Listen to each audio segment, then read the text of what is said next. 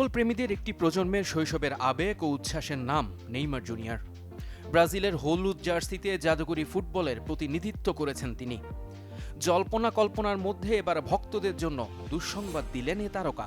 ১৬ বছরের আন্তর্জাতিক ক্যারিয়ারের পর জাতীয় দলের জার্সি তুলে রাখার সিদ্ধান্ত জানালেন ব্রাজিলের ইতিহাসের সর্বোচ্চ এই গোলদাতা। একসময় তিনি ছিলেন ব্রাজিলের স্বপ্ন, আজ অতীতের অংশ। ২০১০ সালে যুক্তরাষ্ট্রের বিপক্ষে অভিষেক, সেখান থেকে শুরু হয়েছিল এক সোনালী যাত্রা। ড্রিবল, গোল আর অসাধারণ স্কিলে কোটি কোটি ভক্তের হৃদয় জয় করেছিলেন সবার প্রিয় নেইমার জুনিয়র। একই মাঠে বিশ্বকাপের নকআউট ম্যাচ শেষে অবসরের বিষয়ে ৩৪ বছর বয়সী এ তারকা স্পষ্ট করে কিছু না বলায় সমর্থকদের মনে একটু ক্ষীণ আশা থেকে গিয়েছিল, হয়তো ব্রাজিলের হয়ে আবারও দেখা যাবে নেইমারকে। কিন্তু সেটি আর হলো না। গেল মঙ্গলবার কোপা সুদামেরিকানার সান্তোসের জয়ের পর আবারও জানান নিজের সিদ্ধান্ত। বলেন ব্রাজিলের হয়ে শেষ ম্যাচটি তিনি ঐতিহ্যবাহী মেটলাইফ স্টেডিয়ামেই খেলে ফেলেছেন। নিউ জার্সির এই মেটলাইফে ২০১০ সালে যুক্তরাষ্ট্রের বিপক্ষে হলুদ জার্সিতে অভিষেক হয়েছিল নেইমারের। সেখানে বিদায় বলতে হলো নিজের প্রিয় ফুটবলকে। নিয়তি বড়ই নিষ্ঠুর। নরওয়ের বিপক্ষে বিশ্বকাপের শেষ ১৬ ম্যাচে পেনাল্টি থেকে করা গোলটি হয়ে থাকলো হলুদ জার্সিতে নেইমারের শেষ গোল।